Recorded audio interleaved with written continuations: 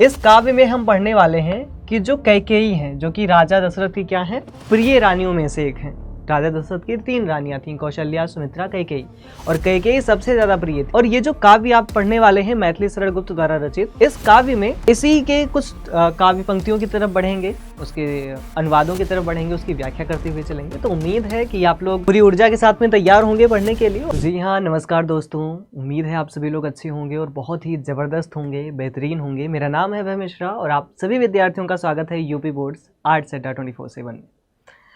तो जितने भी बच्चे हैं, अगर आपने पिछली कक्षा नहीं देखी है तो एक बार ज़रूर देख लेना, क्योंकि उस कक्षा में हमने बहुत ज़बरदस्त काव्य पढ़ा था। आपके यूपी बोर्ड का जो पहला काव्य है उसको हमने पढ़ा था, पवन दूती।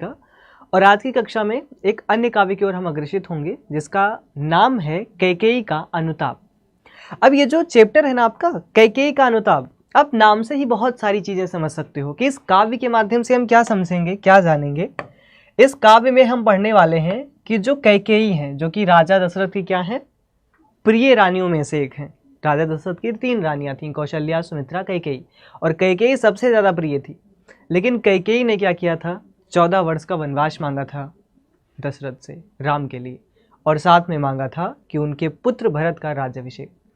और इसके पश्चात में जब उन्होंने वरदान मांगा, जब राम जाने को उद्यत हुए, जब राम चले गए, तब धीरे धीरे कैकेयी को ग्लानि हुई, कैकेयी को तकलीफ हुई, कैकेयी को समझ आया कि शायद मैंने बहुत गलत कर दिया राम के साथ, क्योंकि उसकी क्या गलती थी, या फिर भरत के साथ जो राम को अपना बड़ा भाई क्या सब कुछ मानता था, उसके साथ बहुत गलत कर दिया। और ये जो काव्य आप पढ़ने वाले हैं मैथिली शरण गुप्त द्वारा रचित, इस काव्य में इसी के कुछ काव्य पंक्तियों की तरफ बढ़ेंगे, उसके अनुवादों की तरफ बढ़ेंगे, उसकी व्याख्या करते हुए चलेंगे। तो उम्मीद है कि आप लोग पूरी ऊर्जा के साथ में तैयार होंगे पढ़ने के लिए। और अगर कोई डाउट आएगा किसी काव्य में, किसी शब्द में, तो डेफिनेटली बिना किसी संकोच के आप लोग पूछेंगे। ठीक है, शुरुआत करते हैं। जो पहली काव्य पंक्तियां हैं उससे शुरू करेंगे, लेकिन इससे पहले थोड़ा सा मैं आपको जानकारी दे दूं कि जो कैकेयी का अनुताप है ये किसका है, मैथिली शरण गुप्त। रचनाकार का नाम क्या हो जाता है,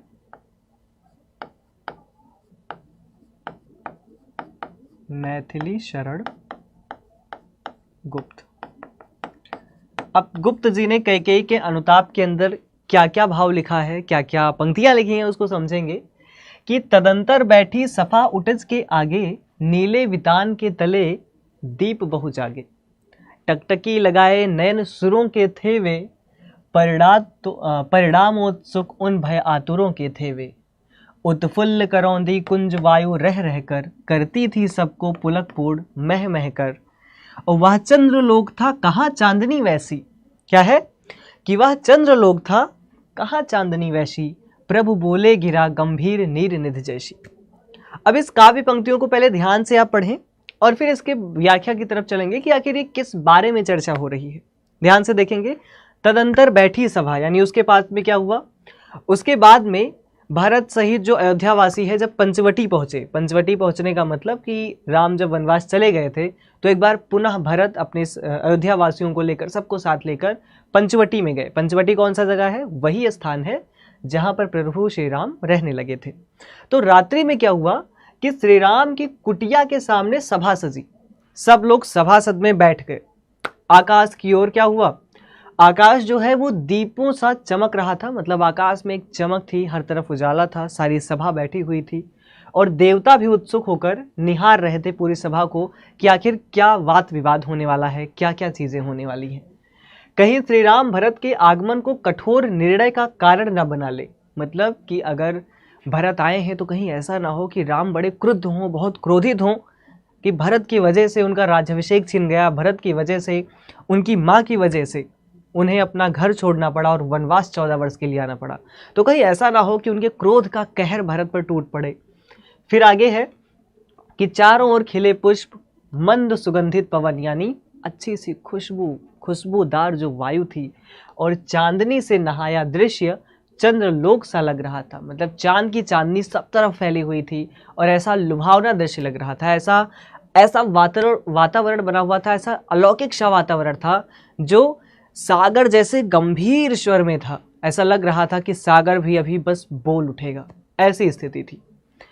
तो उम्मीद है आप करेंट कर पा रहे हैं जो मैं पढ़ा रहा हूँ, जो आप पढ़ रहे हैं। चैप्टर का नाम है कैकेयी का अनुताप, लिखा है गुप्त जी ने, और ये पहले काव्य पंक्तियों को मैंने पढ़ा है और आपको समझाया है। एक बार सभी मुझे बताएंगे आपको कोई समस्या हुई है, कोई दिक्कत हुई है, चीज़ें समझ में आई या नहीं आई, बताओ। एलशाई वाला, दिव्या गुप्ता, सतीश प्रजापति, दिव्या, अनुराग, अजीता, खुशबू, सतीश, सुदेश और बाकी जितने भी बच्चे हैं, हाँ जी, सभी को गुड इवनिंग, सभी का स्वागत है।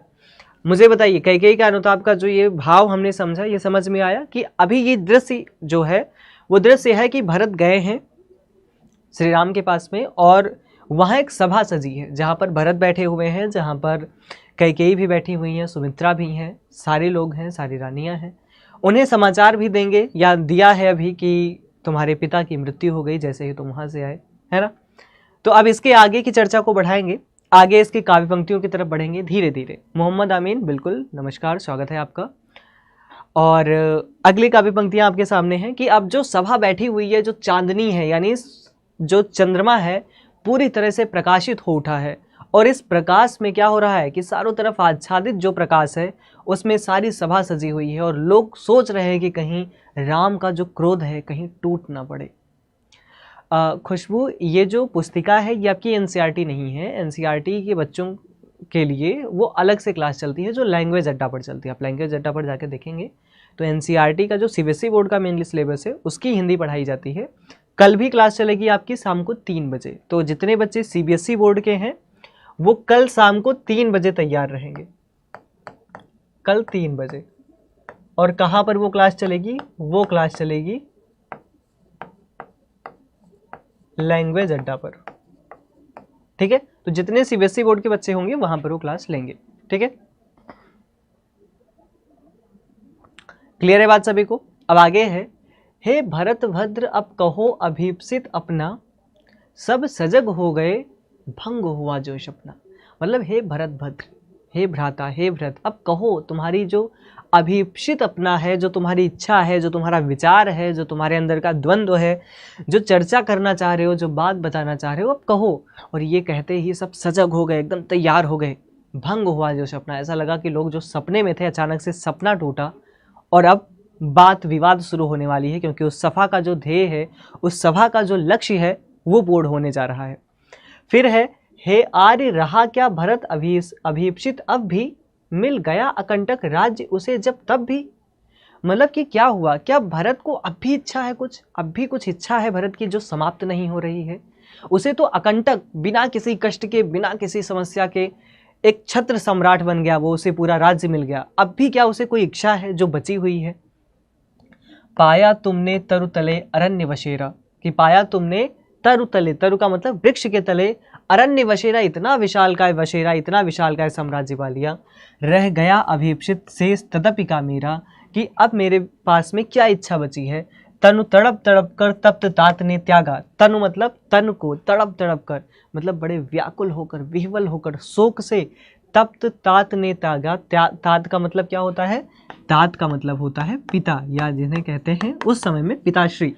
तो भरत कहते हैं कि पिताश्री ने अपने शरीर को त्याग दिया, क्या रहा अभीप्सित और तथापि अभागा, कि भरत कहते हैं मुझ अभागे के पास अब क्या इच्छा बचेगी। ये जिसकी वजह से, जिसकी माँ की वजह से, जिसके राज्य सिंहासन पर बैठने की वजह से उसके पिता व्याकुल हुए और उन्होंने अपना शरीर त्याग दिया, उनकी मृत्यु हो गई। इसके काव्य के व्याख्या की तरफ चलेंगे। और कोई प्रश्न है जो आप पूछना चाह रहे हैं? यूपी बोर्ड, डेफिनेटली ये यूपी बोर्ड वाले बच्चों के लिए है, और सीबीएसई वाले बच्चों के लिए मैंने बता दिया क्लास कब होने वाली है, ठीक है।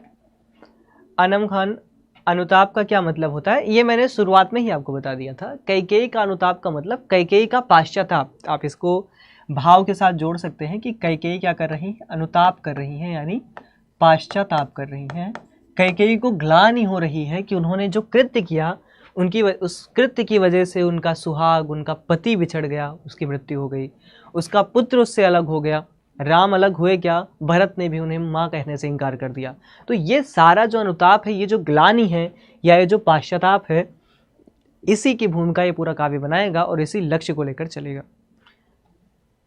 अब भाव की बात करें तो राम जब भरत से अपनी इच्छा प्रकट करने को कहते हैं, राम कहते हैं कि हे भरत तुम्हारी क्या इच्छा है बताओ।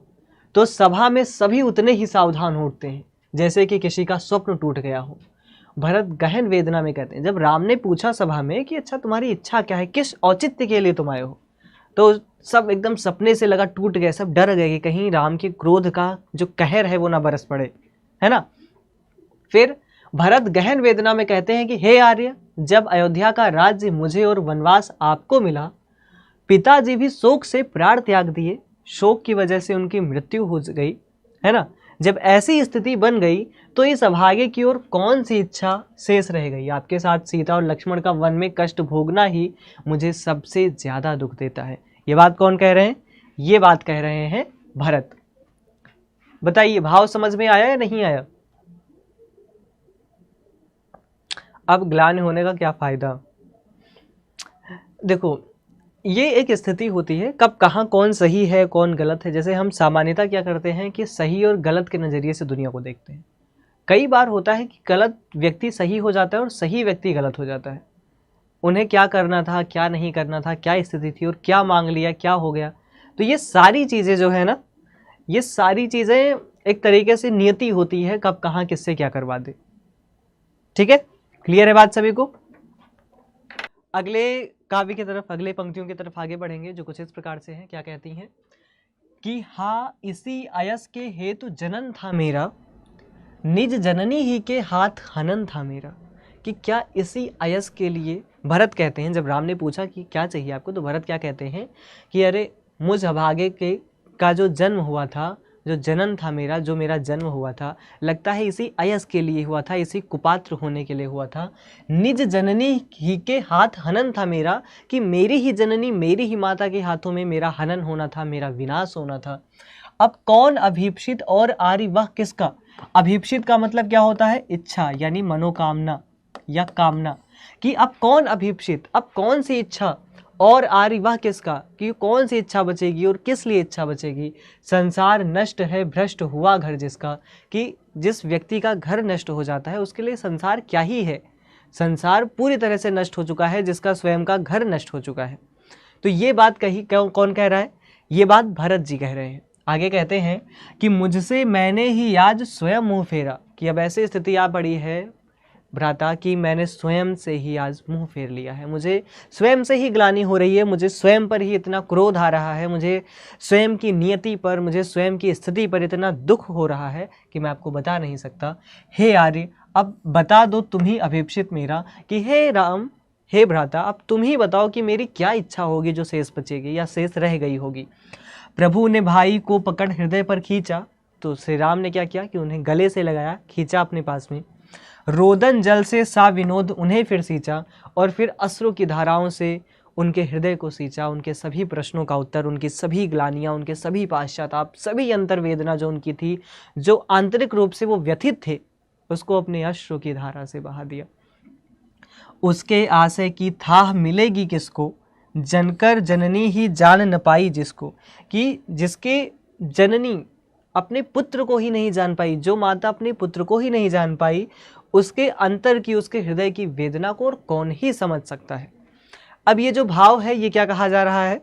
ये भाव कहा जा रहा है कि भरत दुखी होकर राम से कहते हैं, हे आर्य, विधाता ने मानो मुझे अपयस के लिए चुना था, मेरा जन्म ही इसीलिए हुआ था, अपनी ही माता के हाथों वध कराने के लिए हुआ था, मेरी जो जीवन है उसको समाप्त करने के लिए हुआ था। जिसका घर संसार नष्ट हो गया हो उसकी और क्या इच्छा रह जाती है। मैं स्वयं अपनी ही दृष्टि में दोषी हूँ और तिरस्कृत हूँ। भरत की ऐसी विषादपूर्ण यानी दुख से भरी हुई वाणी सुनकर राम उन्हें हृदय से लगा लेते हैं। उनकी आंखें नम हो उठीं और भावुक होकर बोले कि जिसे जन्म देने वाले माता ही ना समझ सकी, उसके हृदय की गहराई को भला कौन समझेगा। और ये बात कौन कहता है? ये बात प्रभु श्री राम कहते हैं। किससे कहते हैं? ये कहते हैं भरत से, कि तुम्हारे हृदय की जो वेदना है, जो तुम्हारी बातें हैं, वो दिखाती हैं कि तुम कितने सजल हो, तुम कितने निश्चल हो। हाँ जी, अनम खान, क्या प्रश्न है आपका? बिल्कुल पूछ सकते हैं आप। और बाकी जितने बच्चे हैं बताइए, कोई भी ऐसी चीज़ है जो समझ में नहीं आई हो? अनुराग, दिव्या, राधिका, प्रांशु, सतीश, सुदेश, बताइए। प्रदीप, राधिका, दिव्या, प्रदीप, बताइए। बिल्कुल बिल्कुल। पहले भरत ने जब ऐसी चीज़ें बोली तब राम बोले कि देखो तुम दुखी मत हो, ये नियति है, ये जीवन है, जीवन में कब कहाँ क्या घटित हो जाए। और फिर अंत में कहते हैं कि जिस व्यक्ति के हृदय को उसकी माँ नहीं टटोल पाई, उसकी जननी नहीं समझ पाई, उसकी माता नहीं समझ पाई, उसे कौन समझेगा, उसकी गहराई को, उसके हृदय की वेदना को, है ना। बिल्कुल प्रदीप, स्वागत है आपका। और जितने भी नए बच्चे कक्षा में हैं आप सभी का हार्दिक स्वागत है। ठीक है, अब बताइए कि जो भाव हमने पढ़ा है, जो काव्य पंक्तियाँ हमने पढ़ी है, क्या उसमें किसी प्रकार की कोई समस्या है, कोई परेशानी है, कुछ ऐसा है जो नहीं समझ आया? अगर ऐसा है तो डेफिनेटली आप पूछ लीजिए, और अगर नहीं है तो फिर आगे बढ़ेंगे। क्रिस्टल क्लियर, वाह, ठीक है, आगे बढ़ते हैं। फिर अगली काव्य पंक्तियाँ कहती हैं, यह सच है तो अब लौट चलो तुम घर को। जब भरत कहते हैं कि ठीक है, अगर आपने कहा आपकी बातें, आप मुझे इतना समझते हैं और ये बात अगर सच है तो अनम खान देखो, टेलीग्राम चैनल के लिए मैंने आप सभी को कई बार बताया हुआ है, आप टेलीग्राम चैनल के लिए अभय सर हिंदी सर्च कर सकते हैं, या फिर ये रहा आपका QR कोड।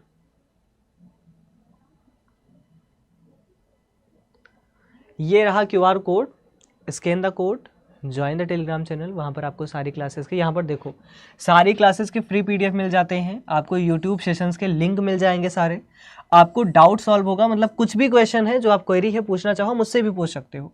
आपको कोई मेंटरशिप चाहिए डेफिनेटली मिलेगा, आपको कोई डिस्काउंट चाहिए, आपको इंटरेक्शन चाहिए, बातचीत करनी है, कोई चीज़ है जो नहीं समझ आई है तो डेफिनेटली आप सभी बच्चे पूछ सकते हैं।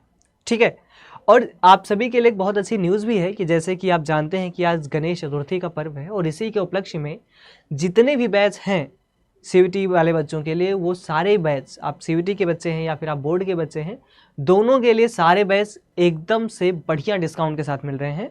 बस आपको कोड यूज करना है। क्या लिखना है कोड में? आपको मेरा नाम लिख देना है, ABHAY। ठीक है, और जब भी कुछ हो मेरा नाम बोल देना, मतलब बोलना नहीं है, लिख देना, मेरा नाम लिखोगे आपको डिस्काउंट मिल जाएगा।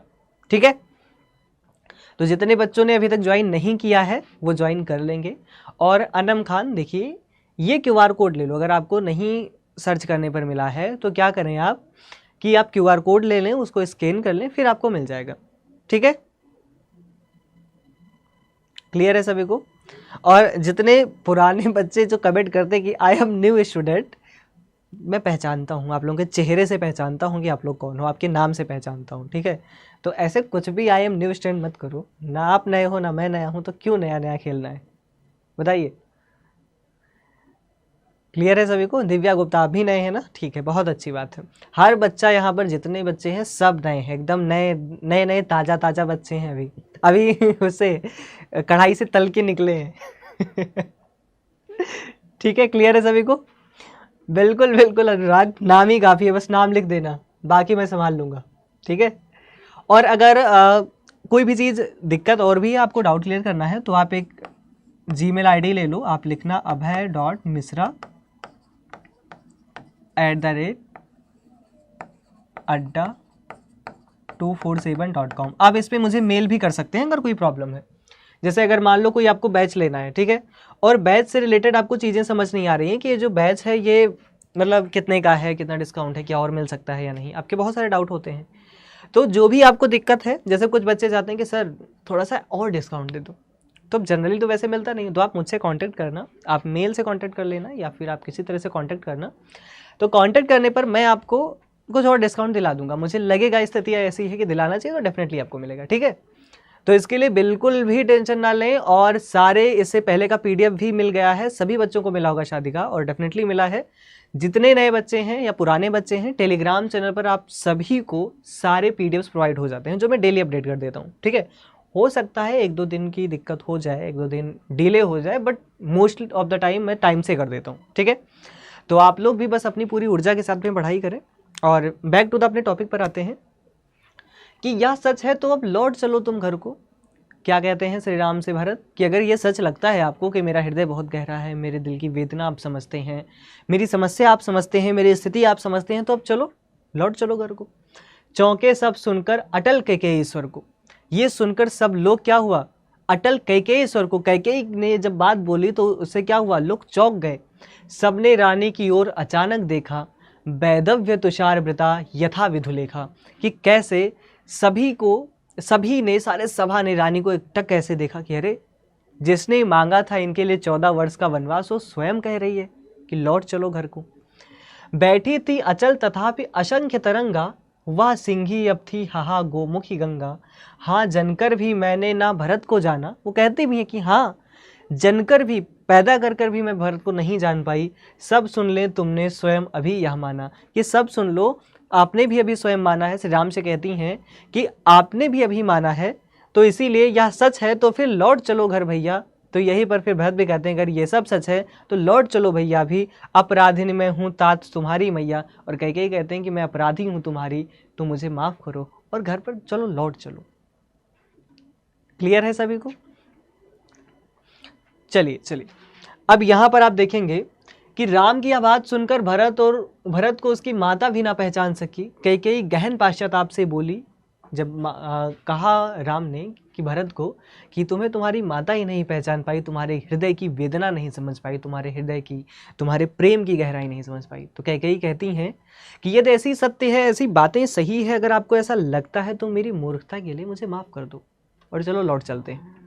चलो वनवास की ओर, जो मैंने तुमसे मांग की थी कि वनवास हो 14 वर्ष का, उसको भूल जाओ।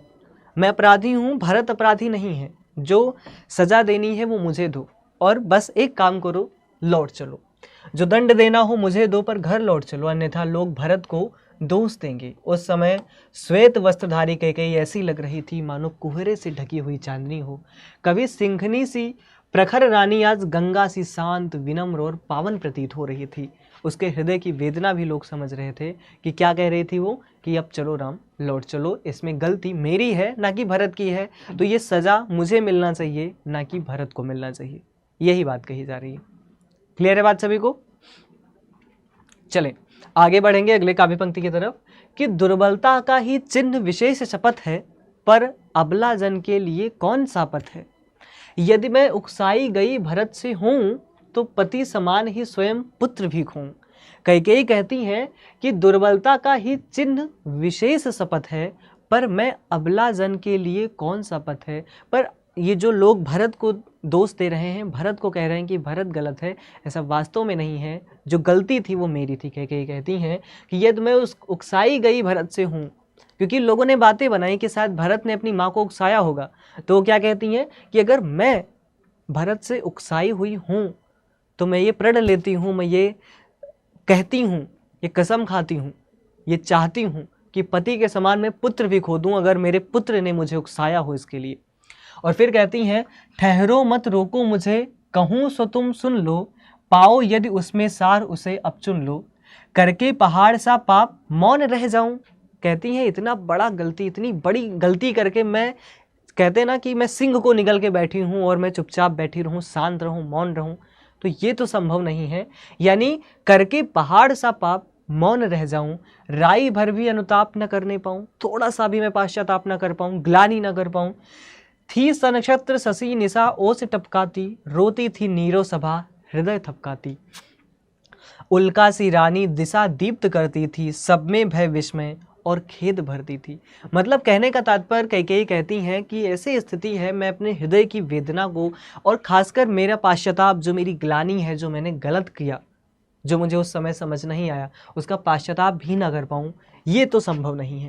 यानी कहने का तात्पर्य, आप इसकी अगर व्याख्या की बात करें तो आप क्या कहेंगे कि भरत की सौगंध खाते हुए, कसम खाते हुए कहती हैं कैकेयी, क्या कहती हैं, कहती है कि हे राम, तुम्हें वनवास दिलाने में भरत का कोई दोष नहीं है, यह अपराध मेरा स्वयं है, नितांत मेरा है। यदि मैं झूठ बोल रही हूँ, यदि मैं असत्य बोल रही हूँ, अगर ऐसा लगे तो पति के साथ पुत्र को खो दूँ, मेरा पुत्र भी मुझसे छिन जाए, अगर ये बात सत्य हो कि भरत ने मुझे उकसाया है। स्त्रियों के लिए सौगंध ही प्रमाण है, मैं इतना बड़ा पाप करके मौन नहीं रह सकती, मैं इसके अलावा क्या कर सकती हूँ। और एक अबला के लिए, एक स्त्री के लिए, वो कसम खाती है, अपनी पुत्र का कसम खाती है, सौगंध खाती है, ये सबसे बड़ा प्रमाण है कि मैं सत्य बोल रही हूँ, कि भरत का इसमें बिल्कुल भी हाथ नहीं है। ये जो भी कृत्य मैंने किया है, जो भी कुकृत्य मैंने किया है, वो मेरी अपनी खुद की पहचान है या मेरी खुद की गलती है, वो उसमें किसी और का कोई औचित्य नहीं है। उनके पश्चाताप भरे शब्दों के बीच तारों से भरी रात मानो ओस बनकर अश्रु बहा रही हो, और सभा भी मौन आंसू बहा रही थी। कैकेयी, जिसने अपनी जिद से अयोध्या को अस्त व्यस्त किया था, अब प्रायश्चित की अग्नि में जलकर दया और सद्भाव की किरणें फैला रही थी। उनके रूप को देखकर सभा में क्या हुआ, आश्चर्य फैल गया, करुणा फैल गई, और तीनों भाव एक साथ आ जुड़े। भय था, आश्चर्य था और करुणा थी। एक प्रेम था, एक दुख था, एक ग्लानि थी, एक पश्चाताप था, एक व्यथा थी, एक व्याकुलता थी, एक गलती का एहसास था, एक कुकृत्य था और एक सुकृत्य था। सब कुछ एक साथ बह रहा था। डर भी था, आश्चर्य भी थी, करुणा भी थी, प्रेम भी था, दुख भी था, ग्लानि भी थी। ऐसी संपूर्ण मनोभावों को लेकर वो सभा बैठी थी और ऐसी स्थितियों को हर कोई महसूस कर पा रहा था। हर किसी की आंखें सजल हो चुकी थी, आंखों से अश्रु की धाराएं बह रही थी। सभा एकदम मौन बैठी हुई थी कि आखिर कैकेयी क्या बात कह रही है, क्योंकि एक माता के लिए अपने पुत्र की कसम खाना ये कोई छोटी बात नहीं होती। और इस तरीके से कसम खाना, इस हद तक कसम खाना कि जैसे मैंने अपने पति को खो दिया, जिसकी मृत्यु अभी अभी हुई है, मैं अपने पुत्र को भी खो दूँ, इस तरीके का कसम खाना ये छोटी बात नहीं होती। और इसीलिए पूरी जो सभा थी वो आश्चर्य में थी, मौन थी, चुपचाप थी। आगे की पंक्तियां कहती हैं, क्या कर सकती थी मरी मंथरा दासी। अब फिर और भी आगे बात कहती हैं कि बहुत लोग ऐसा मानते हैं कि ये जो गलती है सारी वो मंथरा की है। मंथरा ने कान भरे थे कैकेयी के, और इसलिए ये जो मांगा गया, जैसे कि 14 वर्ष का वनवास या भरत का राज्याभिषेक, वो जो 2 वरों की बात हुई, जो कि देवासुर संग्राम में जब दशरथ हारने लगे थे, दशरथ मूर्छित हो गए थे और कैकेयी ने रथ को संभाला था, कैकेयी ने युद्ध को जितवाया था। ऐसी स्थिति में वो जो 2 वर मांगने थे, उस वर को याद दिलाकर मंथरा ने कान भरकर, मंथरा ने ऐसा कुकृत्य करवाया। अगर ऐसा है तो कैकेयी इस बात को भी बताती हैं, क्या कह रही हैं कि क्या कर सकती थी मरी मंथरा दासी। और आगे क्या है, मेरा ही मन रह सका न निज विश्वासी, जल पंजरगत अब अरे अधीर अभागे, वे ज्वलित भाव थे स्वयं मुझी में जागे। पर था क्या केवल ज्वलित भाव ही मन में, क्या शेष बचा कुछ ना और जन में। कुछ मूल्य नहीं वात्सल्य मात्र क्या मेरा, पर आज अनिशा हुआ वत्स भी मेरा। थूके मुझ पर त्रैलोकी भले ही थूके, जो कोई जो हो सके कहे क्यों चूके। छीने ना मात्र पद किंतु भरत का मुझसे, हे राम दुहाई करूं और क्या तुझसे। कि हे राम मैं तुमसे क्या दुहाई करूं, मैं तुमसे क्या बात कहूं। हाँ जी, आशीष, शायद आप मुझे पहचानते हो सकता है, अगर आपका नाम होगा आशीष शर्मा। चलिए तो चलो ठीक है, हम काव्य पंक्तियों पर आते हैं। अगर आप पहचानते हैं तो आप एक बार हेलो करना, जिससे कि मुझे भी थोड़ा सा रिकॉल हो जाए कि हम जानते हैं। चलो फिर बाकी लोग बच्चे ध्यान दो, अपने व्याख्या की ओर चलेंगे, बात करेंगे। इसमें क्या कहा जा रहा है कि कैकेयी मंथरा को निर्दोष ठहराती है। जैसे लोगों का मानना है कि मंथरा जो है वो दोषी है, मंथरा की वजह से सब कुछ हुआ है, तो कैकेयी क्या कहती हैं, मंथरा को निर्दोष ठहराते हुए कहती हैं कि वह तो साधारण सी दासी है, मेरे मन को वो कैसे बदल पाएगी। जो लोगों का मानना है, जो लोगों की इच्छा है, जो लोग मानते हैं, जो सोचते हैं कि कैकेयी ने मेरा मन बदला और मुझसे ये कार्य करवाया, तो वास्तव में ऐसा नहीं है। कैकेयी जो है कहती है कि मंथरा तो मात्र मेरी दासी है, दोस्त तो मेरा है, मेरे चंचल मन का है, मेरे अविश्वासी मन का है। मुझे ये डर था कि कहीं राम राज्य पा गए, राम राजा बन गए तो भरत को दरकिनार कर देंगे। ये डर मेरा था, कैकेयी का नहीं था। जिसमें ईर्ष्या द्वेष की ज्वाला स्वयं उठी, मेरे हृदय में ईर्ष्या की ज्वाला उठी थी, मेरे हृदय में द्वेष की ज्वाला उठी थी। फिर सभा की ओर मुड़कर वह प्रश्न भी करती हैं, क्या मेरे हृदय में केवल आग ही थी, क्या मुझमें मातृत्व और पुत्र स्नेह का कोई मूल्य नहीं। क्या ऐसी स्थिति में जब मैंने ये कार्य किया, माना वो कार्य गलत था, पर अपने पुत्र मोह में किया, पुत्र स्नेह में किया, क्या उस बात का कोई मूल्य नहीं। आज मेरा पुत्र मुझसे ही पराया हो गया है, मेरा पुत्र मुझे ही माता कहने से इनकार कर रहा है, पर क्या मेरे उस पुत्र स्नेह का कोई मोल ही नहीं है। फिर कहती हैं पछताते हुए कि धरती आकाश और पाताल सब मुझे धिक्कारे, लोग मुझे जो कहे, परंतु हे राम, कि धरती आकाश पाताल तीनों लोग अगर हर जगह मुझे धिक्कार रहा है, हर जगह मुझे धिक्कार मिल रही है, हर जगह ऐसी स्थिति है, परंतु हे राम तुमसे मेरी केवल एक विनती है, और वो विनती क्या है, मेरा मात्र पद मुझसे ना छीना जाए, भरत को पुत्र कहने का अधिकार मुझसे ना लिया जाए, क्योंकि भरत मुझे अपनी माँ नहीं कहना चाहता, वो नहीं चाहता कि मैं उसकी माँ रहूं या माँ के पद पे रहूं। तो राम से कहती हैं सीता कि बस मुझे इतनी सी सांत्वना दो राम, आपसे इतनी सी विनती है कि जो भरत है उससे मेरा मातृपद न छीना जाए, मुझे इस अधिकार से वंचित ना किया जाए कि मैं भरत की माँ हूँ। और ये काव्य पंक्तियाँ कुछ इस प्रकार से भाव दे रही हैं। अब आप सभी लोग मुझे बताएं कि आपको सारी चीज़ें समझ में आई, कोई समस्या कोई परेशानी हो तो आप डेफिनेटली बताएंगे, और अगर ये चीज़ें समझ में आई हैं तो फिर हम धीरे धीरे आगे की तरफ बढ़ेंगे। बताइए। और जितने भी बच्चे हैं कक्षा में, ये बिना वजह की बातें ना करो, पढ़ लो, थोड़ा बहुत तो पढ़ लो ना, नहीं पता चल रहा है कि बस ऐसे सो ही जाते हो, है ना।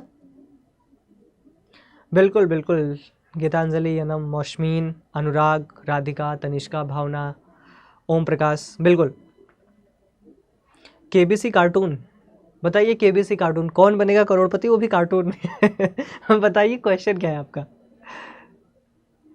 बताइए किस भाषा में लिखी है। अरे भाई साहब, ये क्या कौन सी भाषा लग रही है, ये हिंदी के अलावा कुछ और लग रहा है, अवधी लग रही है या ब्रज भाषा, ऐसा कुछ लग रहा है क्या। ये मात्र एक भाषा है, वो है हिंदी, खड़ी बोली में लिखी हुई है, जिसमें आपको अगर लिखना होगा तो आप इसे ऐसे लिख सकते हैं, आप इसे कह सकते हैं कि ये जो भाषा है ये तत्सम प्रधान खड़ी बोली है, या तत्सम प्रधान हिंदी कह सकते हैं आप, या आप कह सकते हैं परिनिष्ठित हिंदी,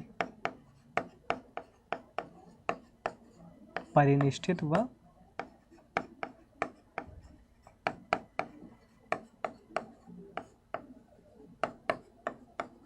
परिमार्जित हिंदी, इसकी भाषा होगी।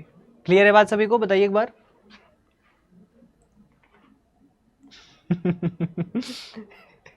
मतलब अजीबो गरीब कि बैटरी लो हो रहा है इसलिए मुझे जल्दी जल्दी बढ़ाना चाहिए, है ना। जल्दी जल्दी बढ़ाता हूँ, नहीं बैटरी कहीं लो हो गया, कहीं स्विच ऑफ हो गया फ़ोन, फिर क्या होगा, है ना। अजीबो गरीब लोग हो यार। चलो, कहते आते थे यही सभी नरदेही, माता ना कुमाता पुत्र कुपुत्र भले ही। कि जैसे सभी लोग क्या कहने आते थे,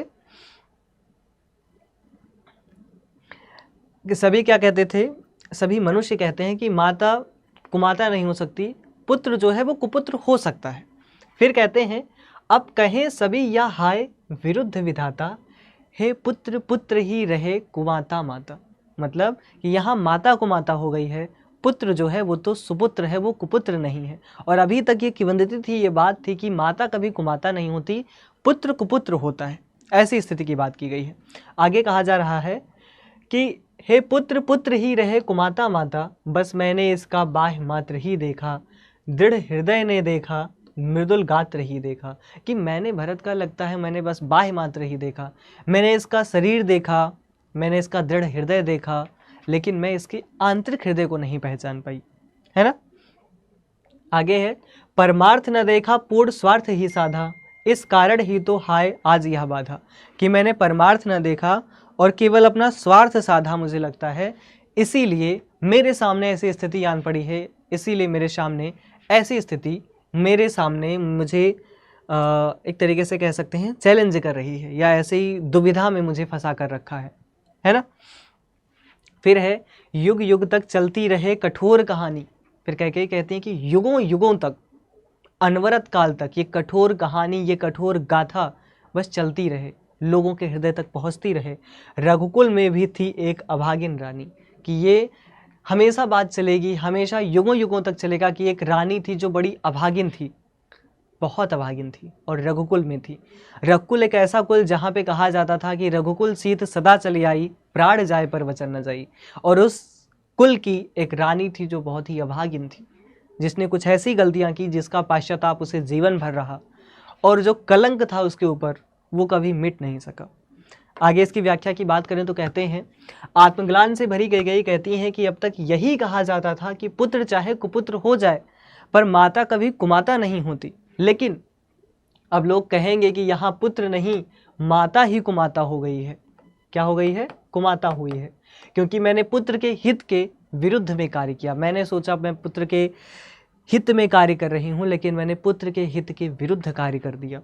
वह आगे स्वीकार भी कहती हैं कि मैंने भरत के केवल कोमल शरीर को देखा, उसके दृढ़ और परमार्थी हृदय को देखा, लेकिन उसके वास्तविकता को नहीं पहचान सकी, उसके आंतरिक हृदय को नहीं पहचान सकी। यही मेरी सबसे बड़ी भूल है।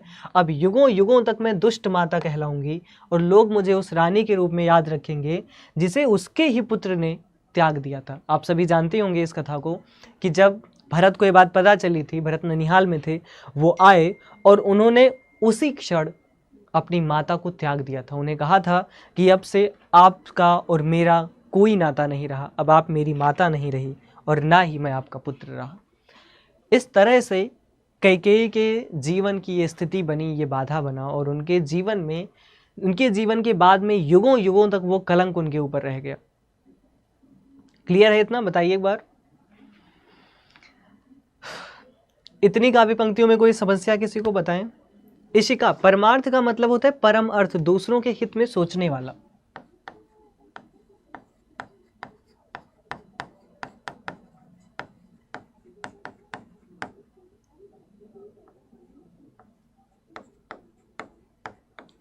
दूसरों का हित करने वाला या दूसरों के हित के बारे में सोचने वाला।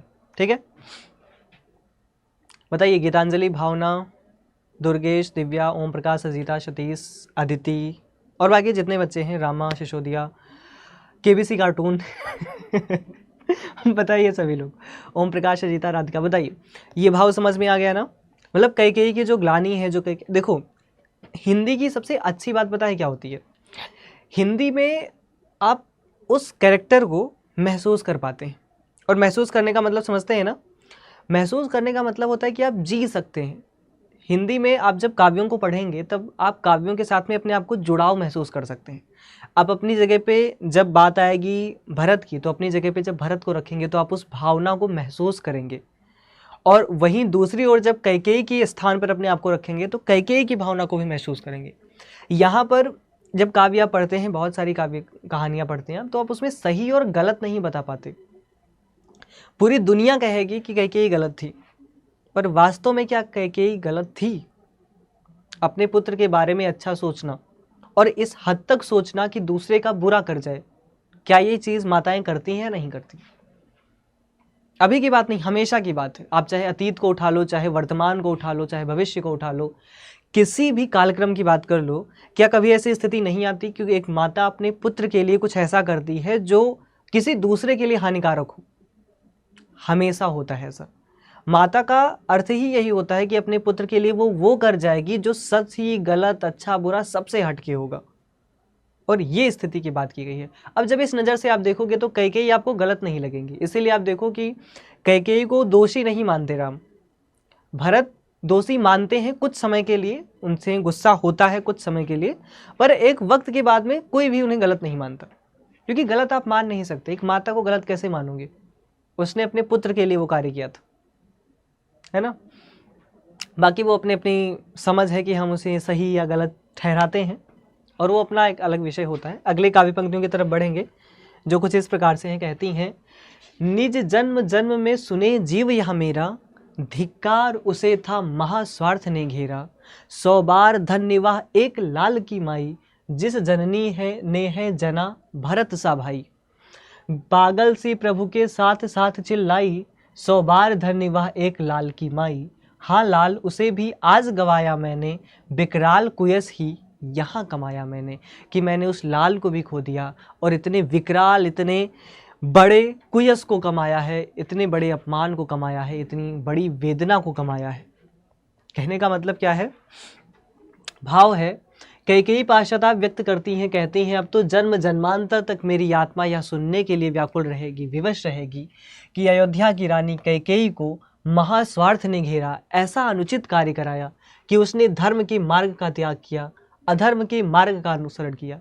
कैकेयी जब इन बातों को कहती हैं तो राम थोड़े दुखी होते हैं। वो क्या कहते हैं? वो कहते हैं कि भरत जैसे महान पुत्र रत्न को जन्म देने वाली माता 100 बार धन्य है। अब यहाँ पर राम क्या कर रहे हैं? कैकेयी के साथ में उन्हें थोड़ा सा ढांढस बंधा रहे हैं, कह रहे हैं कि आपने भरत जैसे पुत्र को जन्म दिया है, आप गलत कैसे हो सकती हैं, या आप अपने बच्चों के साथ गलत कैसे कर सकती हैं। यहाँ सभी लोगों द्वारा एक मत से कैकेयी को निर्दोष कहा जाता है। सभी कहते हैं कि नहीं, कैकेयी जो है निर्दोष है, उनका कोई दोष नहीं है।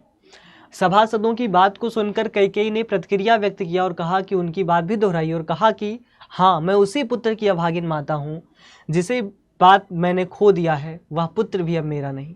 उसने मुझे माता मानने से इनकार कर दिया। मैंने हर प्रकार से अपयश ही कमाया है और स्वयं को कलंकित भी कर लिया है।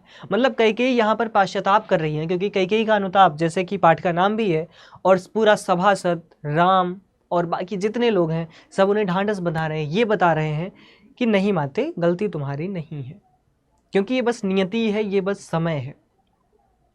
क्योंकि उनकी भी जो विचार थी, जो स्थिति थी, जो उन्होंने सोचा, जो उन्होंने किया, वो उन्होंने अपने पुत्र के अच्छे के लिए किया। और ये हर एक माँ करती है अपने पुत्र के लिए, इसमें कोई दो राय नहीं है।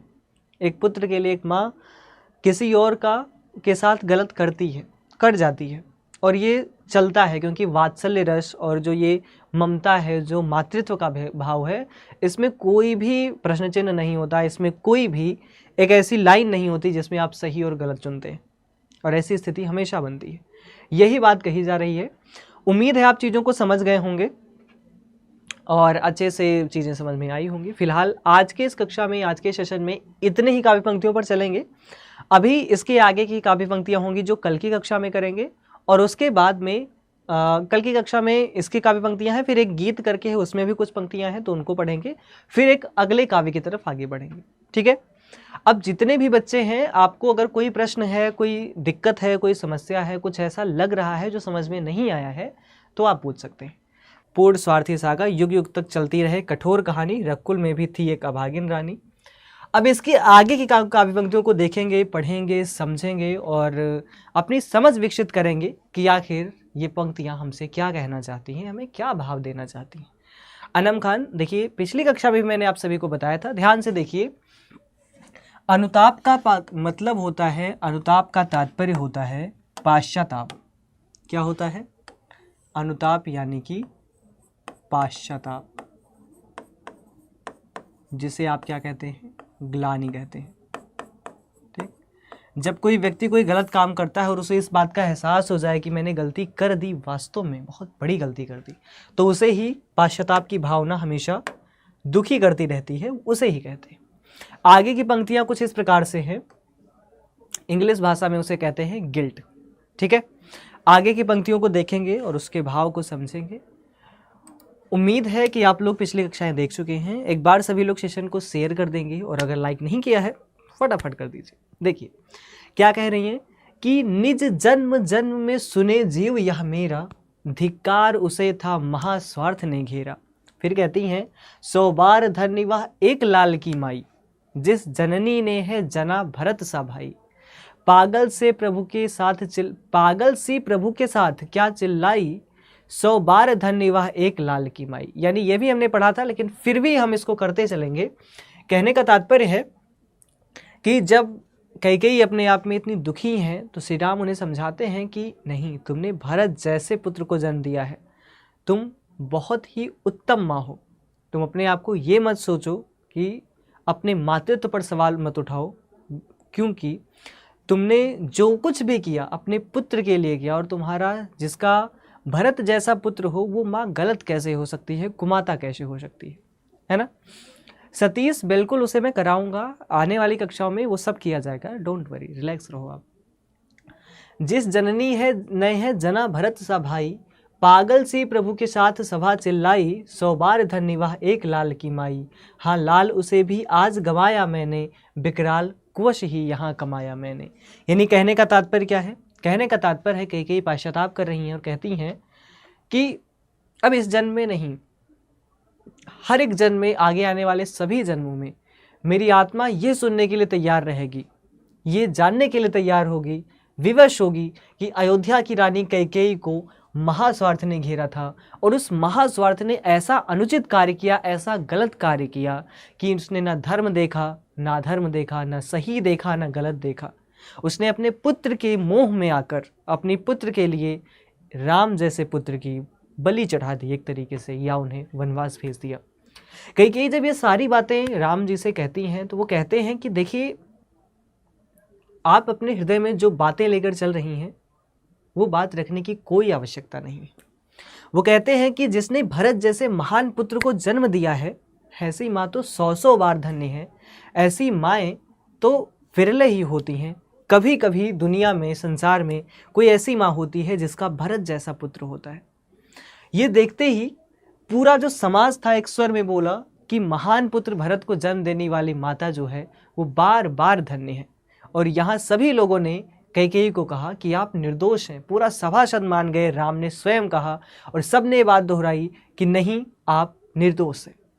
फिर कैकेयी कहती हैं कि हाँ, आपने सही कहा, मैं उसी भरत की माँ हूँ जिसने मुझसे मेरा मातृत्व का पद छीन लिया है, जिसने मुझसे पुत्र और माता का जो हमारा संबंध था उसे समाप्त कर दिया है, जिसने मुझे माता मानने से इनकार कर दिया है। मैंने हर प्रकार से अपयश ही कमाया है, कलंकित भी किया है और स्वयं भी इस अनुताप से, इस पाश्चाताप से बच नहीं सकी।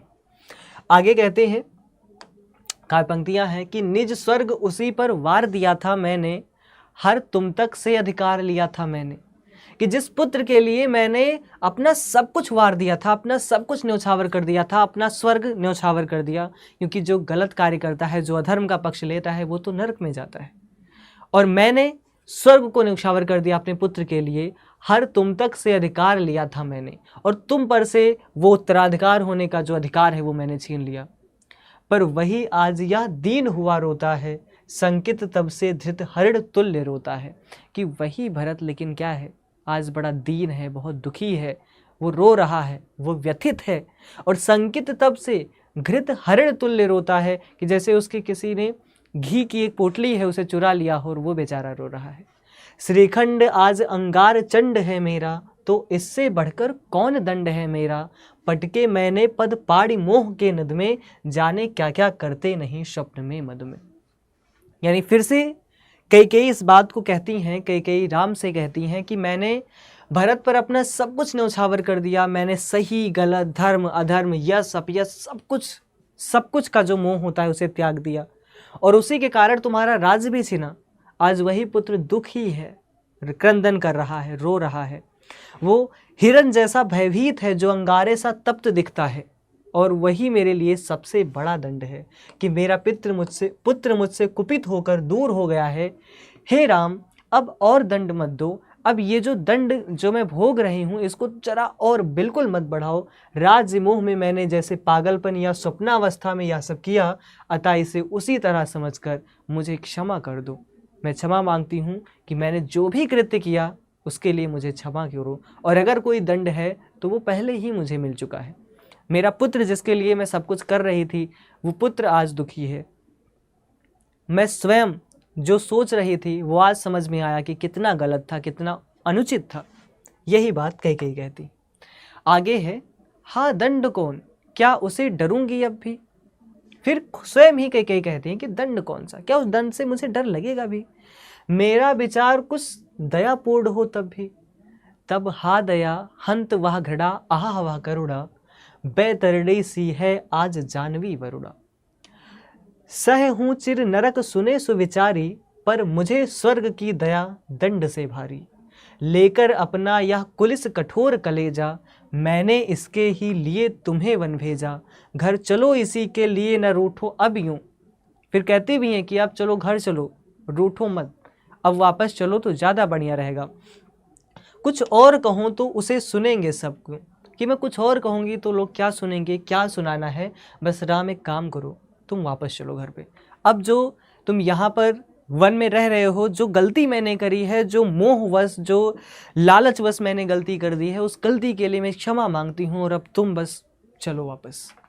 फिर आगे इसके भाव को अगर देखेंगे थोड़ा सा और बेहतर तरीके से, कि राम के समक्ष अपनी पीड़ा बताती हैं और कहती हैं कि मेरा घोर अपराध है, जो भी मुझे दंड दिया जाएगा, जितना भी बड़ा विकराल दंड होगा वो बहुत ही कम होगा, बहुत ही तुच्छ होगा। मेरी दीनतापूर्ण याचना के स्वर को सुनकर यह न समझा जाए कि मैं दंड भोगने से भाग रही हूँ। वो कहती है कि मैं अगर याचना कर रही हूँ चलने के लिए तो ऐसा नहीं है कि मैं दंड से भाग रही हूँ, ऐसा नहीं है कि मुझे डर लग रहा है कि मैंने जो किया है, जो मुझे दंड मिलेगा वो कितना भयावह होने वाला है। नहीं, मुझे हर दंड स्वीकार है।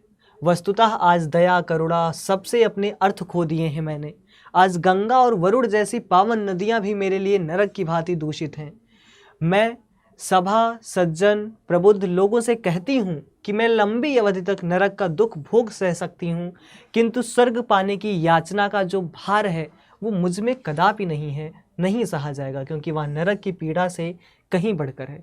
और आगे कहती हैं कि मैंने जिसके भरत के लिए, जिस पुत्र के लिए अपने हृदय को वज्र सा कठोर बनाया, अपने हृदय को बहुत कठोर करके तुम्हें वन में भेजा, आज उसी के हित के लिए मैं चाहती हूँ कि तुम रूठना छोड़ दो और घर लौट चलो। हे राम, तुम अपने अंदर कोई भी ऐसी भाव मत रखो, चलो घर लौट चलते हैं, और इसके अतिरिक्त मुझे कुछ भी नहीं चाहिए, कोई भी दंड हो, कोई भी बात हो, मैं कुछ भी नहीं चाहती, सारे दंड के लिए तैयार हूँ, और इससे अलावा अगर मैं कुछ कहूँ भी तो कौन ही है जो मेरा विश्वास करने वाला है। ठीक है, आगे बात करेंगे।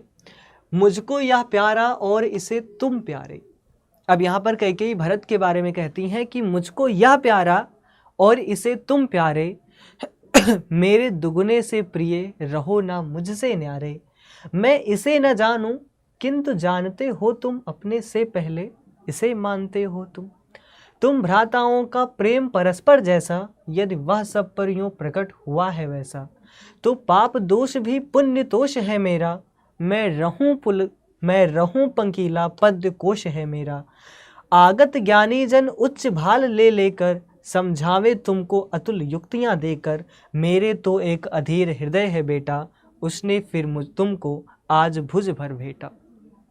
यानी इसके बात को समझेंगे और इस भाव को समझेंगे कि कैकेयी कहती हैं राम से कि मुझे भरत प्रिय है, ये सत्य है, बहुत प्रिय है, लेकिन भरत को तुम और भी ज़्यादा प्रिय हो, भरत को तुम और भी ज़्यादा प्रिय हो, अतः तुम अगर मेरे प्रेम की बात करो, मेरे स्नेह की बात करो, तो तुम मुझे दुगने प्रिय बन जाते हो। इस कारण तुम मुझसे अलग ना रहो। यह सत्य है कि मैं भरत को अब तक ना पहचान सकी, पर तुम तो इसके भ्राता हो, तुम तो इसके भाई हो, तुमने तो इसे पहचाना है और इसे स्वयं से बढ़कर प्यार किया है। तुम दोनों भाइयों के जो आपसी प्रेम है, जो आपसी विचार हैं, व्यक्तित्व है, उनके प्रभाव से आज मेरे पार सारे पाप का दोष भी पुण्य के संतोष में आ गया है। कैकेयी कहती हैं कीचड़ के समान होने पर भी मुझे इस बात का संतोष है कि मैंने अपनी कोख से कमल रूपी रत्न को यानी भरत को जन्म दिया। मुझे इस बात की खुशी है। भविष्य में ज्ञानी लोग तुम दोनों भाइयों के प्रेम को तरह तरह से प्रमाणित करेंगे और उसे श्रेष्ठ सिद्ध करेंगे, और ऐसा होना भी चाहिए, किंतु एक विवश माँ के लिए इन तर्क वितर्कों का क्या महत्व। मैं एक ऐसी माँ हूँ जिसके अंदर अब धैर्य नहीं बचा है।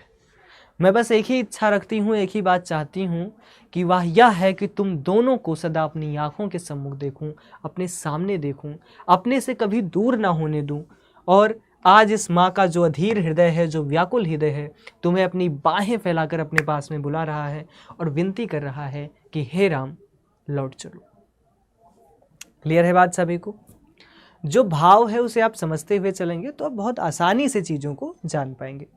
आगे बात करें, अगले काव्य पंक्तियों की तरफ बढ़ें तो देखेंगे, और कहा क्या जा रहा है कि मुझको यह प्यारा और इसे तुम प्यारे।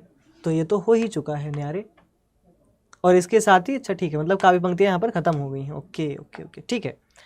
तो ये रहा आपका टेलीग्राम चैनल जहाँ पर आपको मिलता है इस क्लास का PDF। क्या मिलेगा यहाँ पर? इस क्लास का PDF मिलेगा, साथ में YouTube क्लासेस की सारी link, doubt session, mentorship, huge discount, interaction, सब कुछ मिलता है। तो सबसे पहला जो प्रश्न आपके मन में उठता है कि सर ये जो आपने काव्य पंक्तियाँ पढ़ाई, ये जो PDF है क्या मुझे मिलेगा? तो बिल्कुल मिलेगा, टेलीग्राम चैनल पर मिल जाएगा। अब आपके जितने भी प्रश्न बचे हुए हैं उन सब पर बात करेंगे एक एक करके। जैसे एक प्रश्न है कि जीवन परिचय, ठीक है। देखो मैंने आप सभी को हर क्लास में बताया है, फिर से बताता हूँ। यहाँ पर जो हम चल रहे हैं कक्षा में, वो हम गद्य, काव्य और फिर संस्कृत, फिर जीवन परिचय सब कुछ करेंगे, बस धीरे धीरे क्रम में चलते हुए चलेंगे, ठीक है।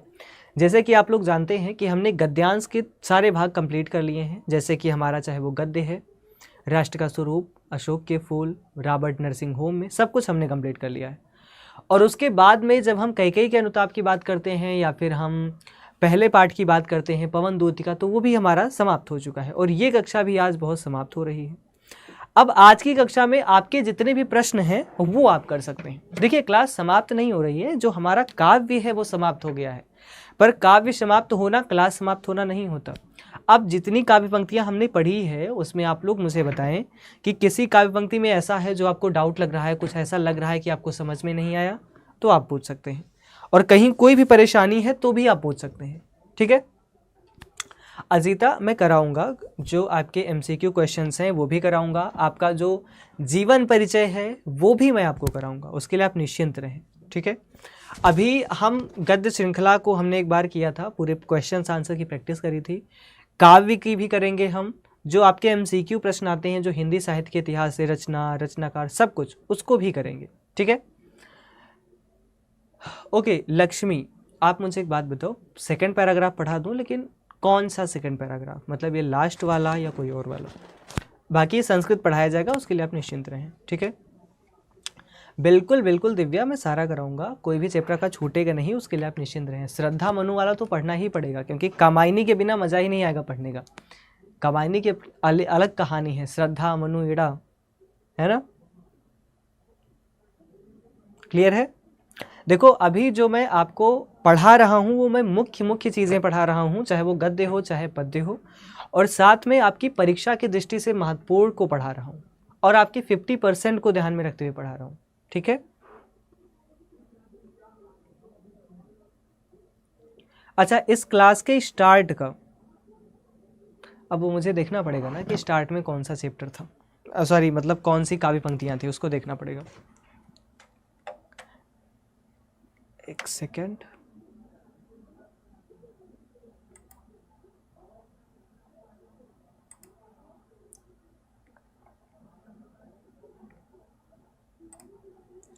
मतलब आप कहना चाह रहे हैं जो ये निज जन्म वाला था वहां से, राइट।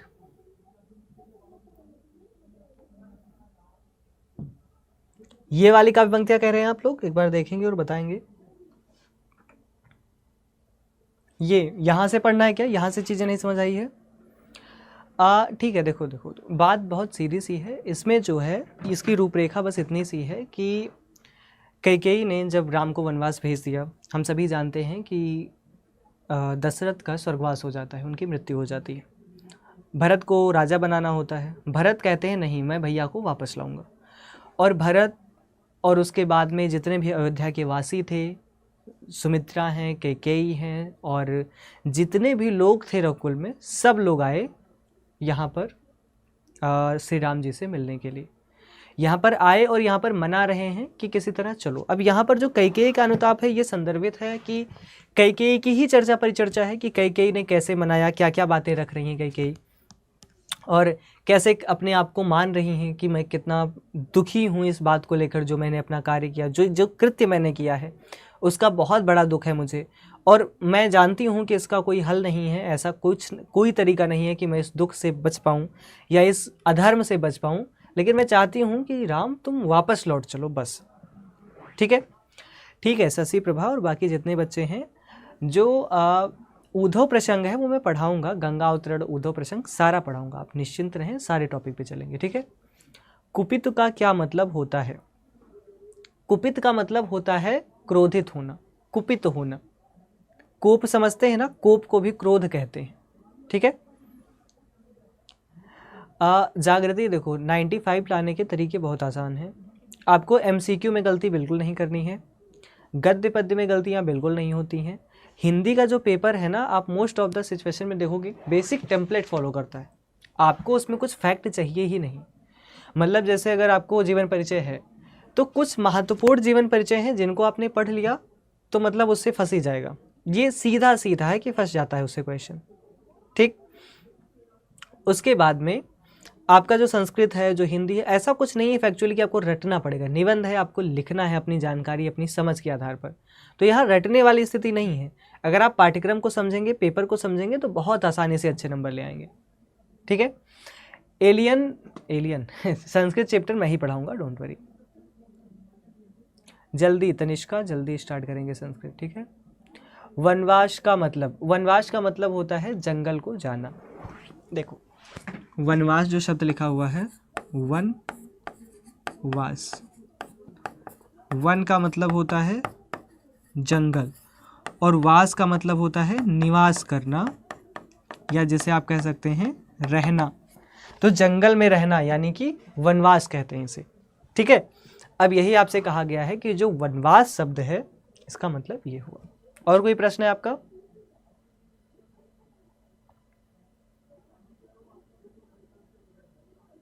बिल्कुल निधि, जितना पढ़ा है वो इम्पोर्टेंट है, और जितने जीवन परिचय बचे हैं मैं सब आपको पढ़ाऊंगा, उसके लिए आप बिल्कुल पूरी तरह से निश्चिंत रहेंगे। ठीक है, और कहीं कोई प्रकार की समस्या नहीं होगी। आज की कक्षा में जो बिंदु थे जिस पर हमें चर्चा करनी थी, जो हमें पढ़ना था, वो इतना ही था। आज का पाठ तो चलो यहाँ पर समाप्त हो जाता है, और उम्मीद है आपको समझ में आया होगा। कोई प्रश्न उम्मीद है? नहीं है? अगर है तो आप बताएंगे, अगर नहीं है तो फिर अगली कक्षा में आगे की चर्चा को हम आगे बढ़ाते चलेंगे। ठीक है,